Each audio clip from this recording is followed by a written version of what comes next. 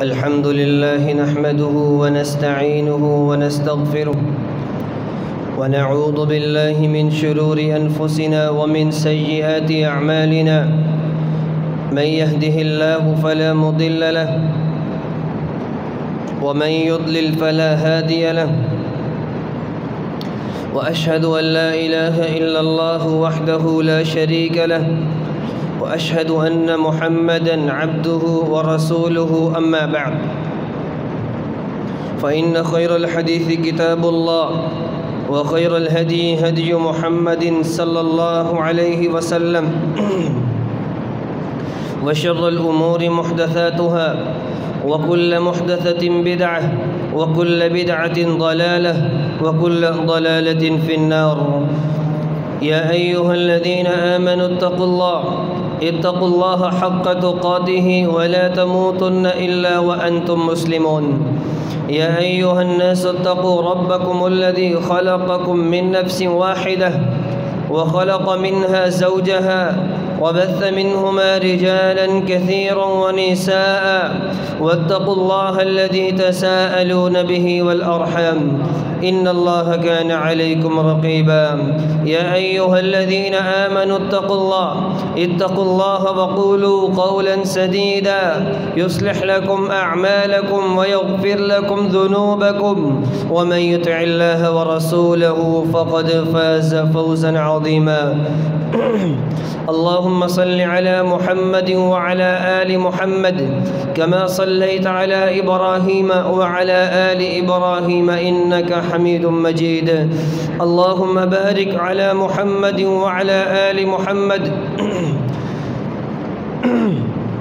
كما باركت على إبراهيم وعلى آل إبراهيم إنك حميد مجيد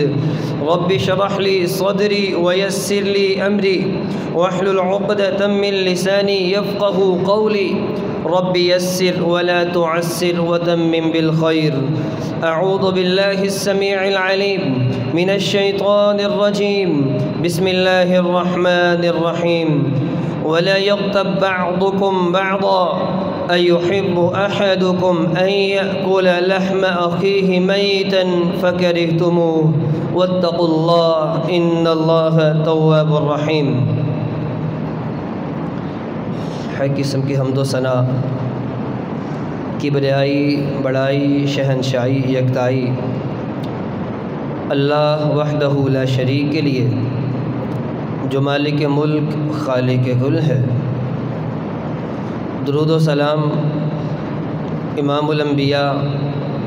جناب محمد الرسول اللہ صلی اللہ علیہ وآلہ وصحبہ وسلم کی مقدس مطہر بابرکت ہستی پر جنہوں نے امت کے لیے اخلاقی پستیوں اور اخلاقی برائیوں کو واضح فرما کے ہماری رہنمائی فرمائی ہے کہ ہم ان اخلاقی پستیوں سے دور رہیں اور ان سے باز رہیں۔ رحمت اور بخشش کی دعا جناب صحابہ کرام کے لیے، تابعین عظام کے لیے، فقہاء کرام کے لیے، محدثین عظام کے لیے، علماء کرام کے لیے جو اپنے اپنے وقت میں اخلاقیات اچھے اور برے کی نشاندہی کرتے رہے، علم وحی کو پڑھتے رہے، پڑھاتے رہے، سیکھتے رہے، سکھاتے رہے۔ عزیزان گرامی، انسانی زندگی اللہ کی نعمتوں سے بری پڑی ہے۔ بہت سی نعمتوں میں اللہ کی ایک نعمت انسان کا اپنا جسم بھی ہے۔ جسم کے ہر اعضاء اللہ کی مثالی کاریگری اور تخلیق کا منہ بولتا ثبوت ہیں، اور اعضاء میں سے بھی انسان کی زبان ایک ایسا اللہ کا تحفہ عظیم ہے جس سے انسان ما فی الضمیر بیان کرتا ہے، اپنے دل کو کھول کے دوسروں کے سامنے رکھ دیتا ہے۔ اور اسی طرح زبان اپنی چاشنی اور اپنی کڑواہٹ کی وجہ سے معروف بھی ہے۔ چاشنی ہو یا کڑواہٹ ہو، زبان اپنی تاثیر رکھتی ہے۔ عزیزان گرامی، زبان کی کڑواہٹ اور زبان کا غلط استعمال اس کا بہت سی جگہوں پر ہم مظہر اس کا دیکھتے ہیں، اس کا استعمال دیکھتے ہیں۔ زبان کا غلط استعمال ایک اس اعتبار سے بھی ہوتا ہے جس کا نام غیبت رکھا جاتا ہے، اور سب سے پہلے ہم اس بات کو ہی دیکھیں گے کہ غیبت کیا ہے اور اس کے نقصانات کیا ہیں، اسباب کیا ہیں، حل کیا ہے اور توبہ کا طریقہ کیا ہے۔ عزیزان گرامی، سب سے پہلی بات کہ غیبت ہے کیا؟ امام غزالی، امام راغب رحمہم اللہ وہ اپنی اپنی کتابوں میں ذکر فرماتے ہیں، کسی کے عیوب کو بلا ضرورت اور اس انداز سے ذکر کرنا، اگر اس کے سامنے وہ ذکر کیے جاتے تو اس کو ناپسند گزرتا، اس کی عدم موجودگی میں ذکر کرنا۔ اور رسول اللہ صلی اللہ علیہ وسلم نے صحیح مسلم کی روایت ہے، اپنے اصحاب سے پوچھا اتدرون ما الغیبہ، اللہ کے بندو تم جانتے ہو غیبت کیا ہے؟ اللہ ورسولہ اعلم، اے اللہ کے نبی ہم تو نہیں جانتے، آپ ہی جانتے ہیں یا اللہ جانتے ہیں جو آپ کو بھی سکھانے والے ہیں۔ آپ صلی اللہ علیہ وسلم فرماتے ہیں ذکرک اخاک بما یکرہ، اپنے بھائی کی اس کی عدم موجودگی میں اس طریقے سے ذکر کرنا، اگر اس کی موجودگی میں کیا جاتا تو اس کو ناپسند گزرتا۔ اور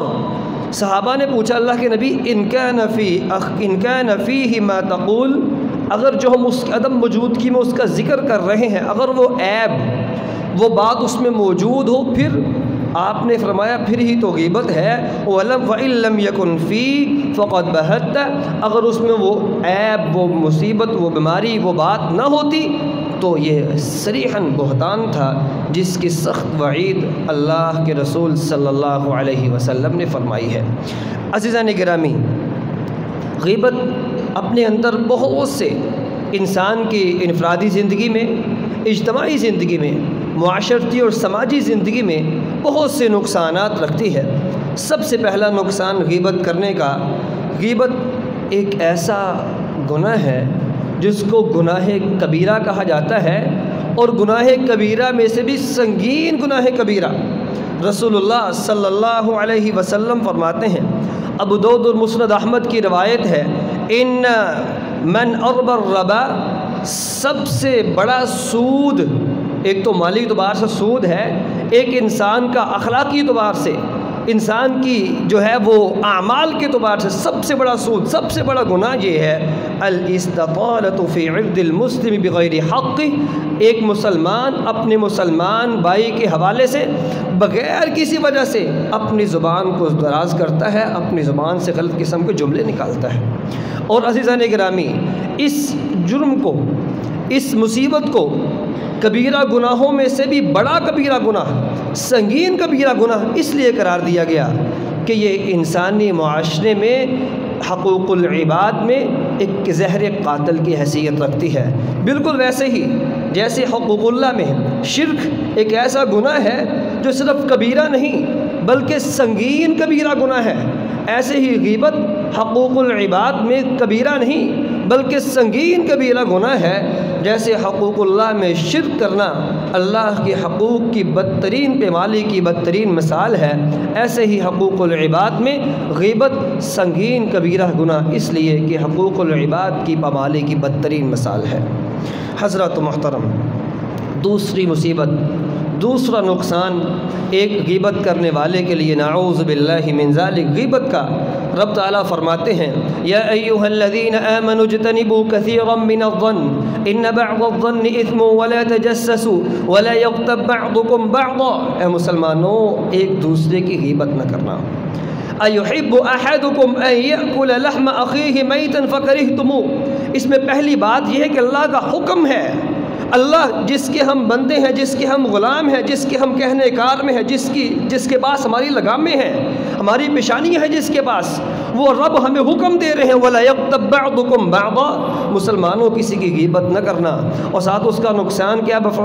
بیان فرمایا، أَن يَأْكُلَ لَحْمَ أَخِيهِ مَيْتًا فَكَرِهْتُمُوهُ، غیبت کرنا ایسا گناہ ہے گویا کہ انسان اپنے مردہ بھائی کا گوشت کھا رہا ہے۔ حضرات محترم، صحیح الجامع کی روایت ہے، رسول اللہ صلی اللہ علیہ وسلم بیان فرماتے ہیں میں معراج پہ گیا، مررت بقوم لهم اظفار یخمشون وجوہہم وصدورہم، آپ صلی اللہ علیہ وسلم فرماتے ہیں میں ایسی قوم کے پاس سے گزرا جن کے ناخن تانبے کے ہیں، یخمشون وجوہہم وصدورہم، اپنے چہروں اور اپنے سینوں کو نوچ رہے ہیں۔ فقلت من هؤلاء،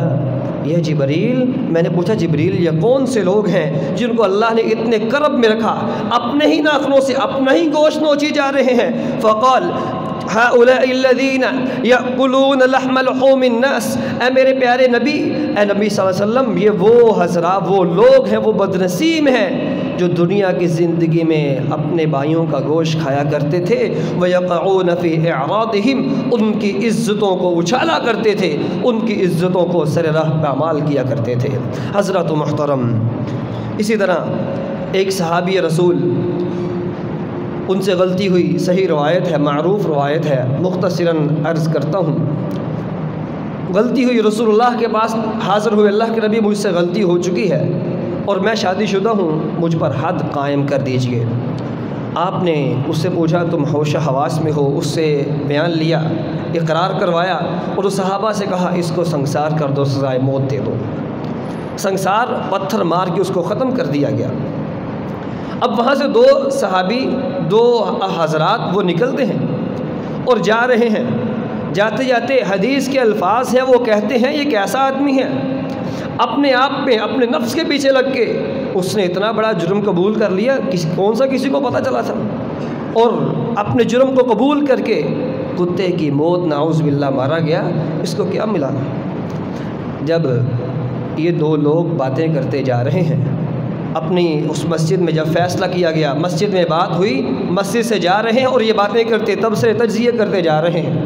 رسول اللہ صلی اللہ علیہ وسلم نے ان دونوں کو بلایا اور آپ اس وقت ایک گدھے، مرے ہوئے اور سڑے ہوئے گدھے کے پاس کھڑے تھے، آپ نے فرمایا اس کا گوشت کھاؤ۔ اللہ کے نبی اس کا گوشت کیسے کھائیں؟ ایک تو گدھا حرام، مردار حرام، اوپر سڑا ہوا، اللہ کے نبی اس کا گوشت کیسے کھائیں؟ آپ نے فرمایا اللہ کے بندو، جو تم نے اپنے بھائی کے بارے میں بات کی ہے، یہ بات اس گدھے سے، مرے ہوئے سڑے ہوئے گدھے سے بات، گدھے کے گوشت کھانے سے بدترین بات تم نے جو کر دی ہے۔ حضرت محترم، عمر بن عاص رضی اللہ عنہ اپنے اصحاب کے ساتھ جا رہے ہیں، مرے ہوئے گدھے کے پاس سے گزرے اور ساتھ ہی اپنے ساتھیوں کو نصیحت فرماتے ہیں، لِأَن يَأْكُلَ الرَّجُلُ مِنْ هَذَا خَيْرٌ لَهُ مِنْ أَن يَأْكُلَ لَحْمَ رَجُلٍ مُسْلِمٍ۔ میرے ساتھیوں، ایک مسلمان اس گدھے کا گوشت کھا لے وہ بہتر ہے اس بات سے کہ اپنے مسلمان بھائی کا گوشت کھانا شروع کر دے، نعوذ باللہ من ذالک۔ حضرت محترم، ایک خاتون اپنا پرسنل واقعہ وہ عبرت کے لیے وہ نشر کرتی ہے، ذکر کرتی ہے، کہتی ہے کہ میری ذاتی روٹین یہ تھی کہ میں 9 بجے 9:30 بجے نماز پڑھ کے سو جاتی ہوں، اور اس کے بعد مجھے کوئی فون نہیں کرتا، میرے عزیزوں کو، میرے ارد گرد مجھے جاننے والوں کو سب کو پتہ ہے کہ 9:30 9:30 کے بعد مجھے فون نہیں کرنا۔ خیر ایک رات کچھ ضروری کام تھا، میں قدرتی جاگ رہی تھی، مجھے فون آیا اور میں نے اس لیے کال ریسیو کی کہ ایمرجنسی ہوگی ضرور۔ خیر میرے جاننے والی نے مجھ سے گفتگو شروع کی، کبھی کسی کی بات، کبھی کسی کے بات، اور جب وہ مختلف لوگوں کی باتیں کرنا شروع ہوئی اور مجھ سے کوتاہی یہ ہوئی کہ میں نے بھی اس کے ساتھ ہاں میں ہاں ملانی شروع کی، میں بھی اس کے ساتھ چل پڑی، اس کی غیبت میں اس کا ساتھ دینا شروع کر دیا۔ فون بند ہوا تو وہ عورت کہتی میں نے وطر پڑھنے تھے، میں نے وطر پڑھے، تو مجھے انتہائی تکلیف اس بات کی کہ میں ایک تو رات جاگی، رات کو لیٹ ہوئی، اور لیٹ ہونے کے بعد مجھے کیا ملا؟ غیبت، اس کا نقصان، ساری رات کرب میں گزری، استغفار میں گزری۔ اگلا دن پھر تکلیف میں گزرا۔ اگلے دن جب رات کو وہ عورت کہتی میں سوئی، مجھے رات کو خواب آئی کہ میں گھر میں اکیلی ہوں اور میں کھانا بنانا چاہتی ہوں اور گھر میں دیکھ رہی ہوں کیا بناؤں، تو جب میں فریج کا دروازہ کھولا تو مجھے وہاں فریج میں، پوری فریج میں گوشت نظر آیا، اور وہ گوشت کسی اور کا نہیں، انسانی گوشت لگ رہا تھا۔ جب میں نے اس کو ہاتھ لگایا تو پورا انسانی درد تھا جو ہمارے گھر میں ہماری فریج میں پڑا ہوا تھا، اور جب میں نے اس کو چھونا چاہا تو وہ ایک بازو انسانی جسم جو لگ رہا تھا کہ وہ فریج میں پڑا، وہ میرے ہاتھ میں آ گیا۔ اب میں نے اس کو پکڑا تو میرا جسم کانپ رہا، ماتھے پہ پیشانی پہ پسینے شرابور۔ میں نے اس کو پکڑا تو سارے کا سارا درد میرے پیچھے چلنا شروع ہو گیا، اور میں آگے آگے اور وہ میرے پیچھے ہے۔ اسی اثنا میں میری آنکھ کھلتی ہے تو میرے منہ میں انسانی ایسے لگ رہا تھا جیسے انسانی اعضاء کا انسانی گوشت اور خون میرے منہ سے رس رہا ہے۔ پھر میں نے استغفار شروع کی، اللہ سے معافی اور استغفار اور توبہ کی۔ حضرات محترم، بات کہنے کی یہ ہے، ایک مسلمان جب اس گناہ میں پڑ جاتا ہے، یہ ایک اللہ تعالیٰ نے انسانی پریکٹیکل انسانی زندگی کا ایک معاملہ جو اس کے بالکل سامنے ہے، اس کی کراہت انسان خود محسوس کر سکتا ہے۔ جب اس کی کراہت اپنی معاشرتی زندگی میں محسوس کر سکتا ہے تو پھر یہ غیبت اس سے بڑی بیماری ہے جس کو ہم ہمارے معاشرے میں معمولی سمجھ لیا گیا۔ حضرات محترم، اسی طرح غیبت ایک ایسی اخلاقی پستی ہے جس کا کوئی تدارک نہیں ہو سکتا سوائے اس کے کہ انسان توبہ کر لے۔ رسول اللہ صلی اللہ علیہ وسلم نے اسی وجہ سے ایک مسلمان کو اس سے ضرور روکا اور مکمل طور پر شد و مت سے روکا۔ صحیح مسلم کی روایت ہے، رسول اللہ صلی اللہ علیہ وسلم فرماتے ہیں، لا تحاسدوا ولا تباغضوا ولا تدابروا، اے مسلمانوں باہم ایک دوسرے سے حسد نہ کرنا، ایک دوسرے سے بغض نہ رکھنا، مسلمانوں ایک دوسرے سے پیٹھ نہ پھینکنا، ولا يبيع بعضكم على بيع بعض، ایک مسلمان کے سودے کو، اس کے مالی معاملات کو خراب کرنے کے لیے اپنا کردار ادا نہ کرنا، بلکہ مسلمانوں کے مالی معاملات میں مصالحت کا اور خوبصورتی والا کردار ادا کرنا، ان کے معاملات کو خراب نہ کرنا۔ اس کے ساتھ ہی فرماتے ہیں وَكُونُوا عِبَادَ اللَّهِ إِخْوَانًا، اے مسلمانوں آپس میں بھائی بھائی بن جاؤ، اللہ کے بندے اللہ کے لیے مسلمانوں بھائی بھائی بن جاؤ۔ اور ساتھ ہی فرماتے ہیں رسول اللہ صلی اللہ علیہ وسلم فرماتے ہیں المسلم اخو المسلم، مسلمان کا بھائی ہے، لا يظلمه ولا يخذله ولا يحقره، ایک مسلمان دوسرے مسلمان پر ظلم نہیں کرتا، اس کو حقیر نہیں سمجھتا، اس کو بیار و مددگار نہیں چھوڑتا۔ التقوی ها هنا ويشير الى صدره، اب اور تقوی یہاں ہے اور ساتھ سینے کی طرف اشارہ کیا، تقوی انسان کے دل میں ہے۔ اور ساتھ ہی فرماتے ہیں رسول اللہ صلی اللہ علیہ وسلم 3 دفعہ فرمایا التقوی ها هنا التقوی ها هنا التقوی ها هنا، بحسب امرئ من الشر ان يحقر اخاه المسلم، ایک مسلمان کے لیے بدترین ہونے کے لیے اتنا ہی کافی ہے وہ کسی دوسرے مسلمان کو حقیر سمجھتا ہے۔ کل المسلم علی المسلم حرام دمہ ومالہ وعرضہ، ایک مسلمان دوسرے مسلمان پر ان ساری چیزوں کو حرام سمجھے، اس کا خون بہانا مسلمان پر حرام ہے، اس کا مال لینا اس مسلمان پر حرام ہے، اس کی عزت کو داغدار کرنا مسلمان پر حرام ہے۔ کل المسلم علی المسلم حرام دمہ ومالہ وعرضہ۔ حضرات محترم، اسی کے ساتھ ساتھ جہاں اللہ کے نبی صلی اللہ علیہ وسلم اخلاقیات کا درس دے رہے ہیں اور اخلاقی پستی میں لے جانے والے اعمال کا ذکر کر رہے ہیں کہ مسلمانوں ان اخلاقی پستیوں میں لے جانے والے اعمال سے بچنا، ساتھ ہی فرماتے ہیں صحیح بخاری مسلم کی روایت ہے، انسان کا اعلیٰ اخلاق کیا ہے، اخلاق کی اعلیٰ منازل اور اس کی عروج کیا ہے۔ آپ صلی اللہ علیہ وسلم نے فرمایا لا يؤمن احدكم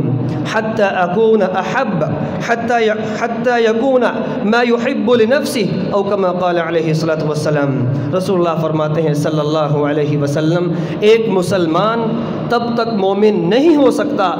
جو اپنے لیے پسند کرتا ہے وہی دوسرے مسلمان کے لیے پسند کرنا شروع کر دے۔ یہ اخلاق کا اعلیٰ ترین معیار ہے۔ حضرات محترم، اس روایت کو سننے کے بعد کہ مسلمان تب تک صحیح مومن نہیں ہو سکتا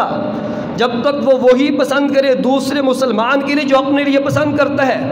اس روایت کو سننے کے بعد عبداللہ ابن عباس رضی اللہ عنہما کی بات کو سنیے گا، فرماتے ہیں اذکر اخاک اذا غاب عنک، اے میرے پیارے بھائیوں، عبداللہ ابن عباس فرماتے ہیں مسلمانوں اپنے بھائی کا اس کی عدم موجودگی میں ویسا ہی ذکر کرو کما تحب ان یذکر بہ،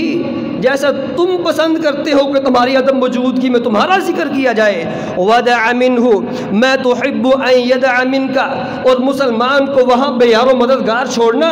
جہاں تم پسند کرتے ہو کہ تمہیں بھی بے یار و مددگار چھوڑ دیا جائے. اگر تم چاہتے ہو کہ مسلمان باہم میرے بارے میں میری عدم موجودگی میں اچھا ذکر کریں تو پھر میری خواہش یہ ہے تو مسلمان دوسرے مسلمان کے بارے میں بھی یہی خواہش ہونی چاہیے، اس کے عدم وجود کے بھی اس کا ذکر ایسا ہو جیسا ہم اپنے لیے چاہتے ہیں. حضرات محترم، اسی طرح غیبت اور اس دوسرے تمام معاملات، اس میں اللہ نے دنیا کا یہ اصول رکھا ہے، دنیا مکافات عمل ہے. لیکن غیبت ایسا عمل ہے جس کے بارے میں یہ نہیں کہ جیسا کرو گے ویسا بھرو گے، ایسا نہیں بلکہ کہا یہ عملی زندگی میں ایسا نہیں ہے، بلکہ جیسا کرو گے اس سے بڑھ کے بھرو گے. رسول اللہ صلی اللہ علیہ وسلم فرماتے ہیں، اے ایمان کے دعوے دارو، ایمان کا اعلان کرنے والوں، لا تغتابوا المسلمین ولا تتبعوا عوراتہم، اے مسلمانوں کسی مسلمان کی غیبت نہ کرنا، کسی مسلمان کے عیوب کو تلاش کرتے ہوئے اس کے پیچھے نہ چلنا، اس کی عیوب کے پیچھے نہ پڑ جانا. اور ساتھ ہی فرماتے ہیں اگر تم نے ایسا کیا تو اللہ نعوذ باللہ من ذالک وہاں ذلیل کریں گے، اگرچہ ولو فی بیتہ، وہ غیبت کرنے والا مسلمان کے عیوب کو ڈھونڈنے والا اگرچہ اپنے گھر میں محصور کیوں نہ ہو جائے. ولو کان فی بیتہ، اپنے گھر میں محصور کیوں نہ ہو جائے، اپنے گھر سے نہ نکلے، کوئی کام نہ کرے بلکہ اپنے گھر میں رہے، اللہ اس کو وہیں ذلیل کر دیں گے. نعوذ باللہ من ذالک. حضرات محترم، ایک شخص اپنا پرسنل واقعہ اس معاملے میں بیان کرتا ہے.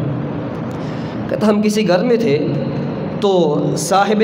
بیت، گھر والا جو ہمارا میزبان تھا، وہ کسی کے بارے میں بات کری جا رہا تھا تو اس کے بارے میں غلط ملط بات جو اس کے منہ میں آ رہا وہ کری جا رہا. کہتے ہم اس کو روکتے رہے، دفع کرو، اس کا معاملہ اس کے ساتھ، ہم نے کیا کرنا اس سے، لیکن وہ نہ رکا. خیر بات چلتی رہی. ابھی ہم سب وہی ہیں، جس کمرے میں ہم بیٹھے تھے سارے کے سارے حضرات افراد وہی ہیں. باہر سے ہمارا ایک اور جاننے والا آیا، وہی بیٹھے ہوئے اس شخص کے جس کو ہم کب سے روک رہے ہیں، اس کی اتنی بے عزتی کی، اتنی بےزتی کی اس کی کہ وہ اپنا منہ چھوٹا سا لے کے وہیں رہ گیا اور اس کے کوئی بات نہ کر سکا. وَلَوْ كَانَ فِي بَيْتِهِ، اگر کسی کے عیوب کو اچھالنا ہے، کسی کے بارے میں گفتگو کرنی ہے، پھر یہ یاد رکھیے گا وَلَوْ كَانَ فِي بَيْتِهِ، دنیا مکافات عمل ہے، عمل کا رد عمل ضرور ہوتا ہے، اور یہ عمل ایسا عمل ہے جس عمل کا رد عمل اس سے بڑھ کے ملتا ہے. حضرات محترم، یہ غیبت ایسا عمل ہے، اس کا صرف دنیا میں نہیں بلکہ آخرت میں اس کا نقصان کیا ہے. رسول اللہ صلی اللہ علیہ وسلم اپنے اصحاب سے پوچھتے ہیں اتدرون ما المفلس، میرے پیارے ساتھیوں بتاؤ مفلس کون ہے؟ صحابہ نے کہا اللہ کے نبی کنگال وہ ہے جس کے پاس مال نہیں ہے، دولت نہیں ہے، بس ایسے ہی ہے. آپ نے فرمایا وہ نہیں، بلکہ وہ شخص قیامت کے دن نمازیں، روزے، زکوٰۃ ہر چیز لے کے آئے گا، اخلاقیات کا اعلیٰ درس لے کے آئے گا، اخلاقیات کی باتیں لے کے آئے گا اور اعمال کے پہاڑ لے کے آئے گا، لیکن اس شخص نے کسی کو گالی دی ہے، کسی کے خلاف باتیں کی ہے اور کسی مسلمان کو اس کے عیوب کو تلاش کر کے اس کے معاملات میں اس کی عزت کو خراب کرنے کی کوشش کی ہے، اپنی زبان کا غلط استعمال کیا ہے، تو رسول اللہ فرماتے ہیں صلی اللہ علیہ وسلم کہ وہ شخص جنت میں جانے لگے گا، اس کو روک لیا جائے گا، اس کی ساری نیکیاں ان لوگوں کو دے دی جائیں گی جن کو دنیا میں اپنی زبان سے تکلیف پہنچاتا رہا. نیکیاں ختم، اب لوگوں کے گناہ اس کے سر پہ رکھ دیے جائیں گے اور اس کو گھسیٹ کر جہنم میں پھینک دیا جائے گا. یہ میری امت کا سب سے بدترین مفلس ہے. حضرات محترم، اور اسی لیے کہا گیا کہ ایک مسلمان اپنی نیکیاں جب قیامت کے دن دوسروں کو دے گا، یہ وہ موقع ہے جب انسان کو خود کو چاہیے. اور ان من اعظم الحسرات یوم القیامہ، قیامت کے دن سب سے بڑی حسرت یہ ہے انسان کی اپنی نیکیاں، اپنی نیکی جو بڑی مشکل سے کمائی تھی. نیکی کرنا آسان نہیں ہے، اللہ کی توفیق کے بغیر ممکن نہیں ہے. دنیا میں کمائی گئی نیکیاں انسان قیامت کے دن دوسروں کے پڑھنے میں رکھ دے، اس کے لیے سب سے افسوسناک اور باعث حسرت یہی عمل ہے۔ حضرت محترم عبداللہ ابن مبارک رحمہ اللہ فرماتے ہیں لو کنت مغتابا احدا، اگر میں کسی کی غیبت کرتا بھی تو اپنے والدین کی کرتا۔ پوچھا کیوں؟ کہتے میں اپنی نیکیاں کسی اور کو کیوں دوں بھی، اپنی نیکیاں اپنے پاس رکھوں گا۔ حضرت محترم اسی طرح حسن رحمہ اللہ، ان سے کسی نے کہا اغتابک فلان، ایک آدمی نے آپ کی غیبت کی ہے، فبعث الیہ بطبق فیہ رطب، اس کے پاس اتنا بڑا کھجوروں کا ٹوکرا بھیج دیا تحفے میں۔ تو بندہ حیران ہے، اس نے کیا کیا میرے ساتھ؟ تو اس نے کہا حضرت یہ آپ نے کیا کیا؟ کہنے لگے آپ نے مجھے اپنی نیکیاں گفٹ میں دی، میں نے چاہا یہ کھجوروں کا ٹوکرا آپ کو گفٹ میں دے دوں۔ حضرت محترم یہ نیکیاں انسان کی جاتی ہیں، وہ نیکیاں جو ہم بڑی مشکل سے اکٹھی کر رہے ہیں۔ حضرت محترم ایک مسلمان غیبت کرتا ہے، اس کے نقصان ہم نے سنے، لیکن غیبت سننے والا کیا کرے؟ مختصر ہم بات کرتے ہیں۔ پہلی بات تو یہ ہے کہ وہ غیبت کر سننے، جس مجلس میں غیبت کی جا رہی ہے وہ اس مجلس سے اٹھ کے چلا جائے، اس مجلس کو چھوڑ دے۔ دوسری بات، اگر وہ ایسا نہیں کر سکتا، جس کی غیبت کی جا رہی ہے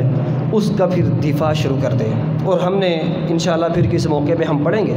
سنیں گے، مسلمان اپنے مسلمان بھائی کی عدم موجودگی میں اس کی عزت کا دفاع کرنا اللہ کے ہاں کتنا بڑا عمل ہے، وہ یہ عمل اس موقع پہ کر سکتا ہے۔ تیسری بات، اگر جو انسان اس میں کوتاہیاں ہیں، خوبیاں بھی تو ہوں گی نا، اور ہر انسان میں ایسا ہے، جو انسان غیبت کر رہا ہے، سن رہا ہے، وہ کوئی بھی انسان جس کا نام انسان ہے وہ دودھ سے دھلا کوئی نہیں ہے۔ انسان کا معنی ہی بولنا، غلطی کرنا، نسی آدم نسی ذریت، تو ہمارے باپ بولے، ہم بھی بولتے والے ہیں، اور اللہ کے بندوں اس کی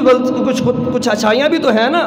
غیبت سننے والا جس کی مجلس میں کی جا رہی ہے اس کی اچھائیوں کو ذکر شروع کر دے، اللہ تعالیٰ انشاءاللہ مجلس کا پلڑا اس کو تبدیل کر دیں گے۔ اسی طرح غیبت کے اسباب کیا ہیں؟ بہت سے اسباب ہو سکتے ہیں، ذاتی غصہ، اس کے پر کوئی مسئلہ، کوئی معاملہ، اسی طرح یا اس جس کی غیبت کی جا رہی، جس کے بارے میں باتیں کی جا رہی ہیں، اس پر انسان اپنے آپ کو افضل سمجھنا، افضلیت اور شرف و منزلت کے اعتبار سے بڑا سمجھنا، اور اپنے مسلمان بھائی کو حقیر سمجھنا، یہ بھی ایک سبب ہے۔ اور اسی طرح حسد کرنا، اس کی خوبیاں برداشت نہیں، اور پھر جگہ جگہ ایسے معاملات کو ذکر کرنا اس کی خوبیاں دب جائیں، اور اس کے جو اس کی غلطیاں ہیں اس کو لوگوں کے سامنے عیاں کیا جائے۔ بہرحال جو بھی اسباب ہوں، یہ بات یاد رکھیے گا، ایک مسلمان غیبت سے تب ہی بچ سکتا ہے جب وہ اپنے گریبان پہ جھانکے گا اور سوچے گا یار میں کسی کی بات کر رہا ہوں، میری بات بھی کوئی کر سکتا ہے، میرے عیوب بھی ہیں، میرے معاملات بھی ہیں، میں کہاں ہوں، میں کہاں کھڑا ہوں۔ اپنے آپ کو جب تک نہیں دیکھے گی غیبت سے نہیں بچ سکتے۔ دوسری بات، ہم نے غیبت کے نقصانات کو سنا، غیبت کے حوالے سے اس کے علاوہ کئی ایک باتیں ہیں، کئی ایک چیزیں ہیں، ان کو مختصر کرنے میں بڑی محنت درکار ہے جو کی گئی۔ حضرات محترم غیبت کے حوالے سے اللہ کے رسول صلی اللہ علیہ وسلم بہت باتیں کی، ان ساری باتوں کو ذہن میں رکھیے اور غیبت سے بچنے کی کوشش کیجیے اور اس سے توبہ کیجیے۔ توبہ کا طریقہ یہ ہے، آپ اس شخص کے پاس جائیے، اس سے معافی مانگیے، یہ حقوق العباد ہے، جب تک اس سے معافی نہیں مانگیں گے اور یہ معاملہ کلیئر نہیں ہو سکتا۔ ہاں علماء نے یہ بھی لکھا، اگر معافی مانگنے سے فتنہ بڑھتا ہے اور جس سے معافی مانگی جا رہی ہے وہ اپنے آپ کو اور بلندتر سمجھتا ہے، پھر اس کے محاسن ذکر کیجیے، اس کا دفاع کیجیے، اس کے لیے اللہ سے معافی کی درخواست کیجیے۔ ان الحسنات یذہبن السیئات، انسان کی اچھائیاں برائیوں کو ختم کر دیتی ہے۔ اللہ ہمیں اس کی توفیق دے۔ السلام۔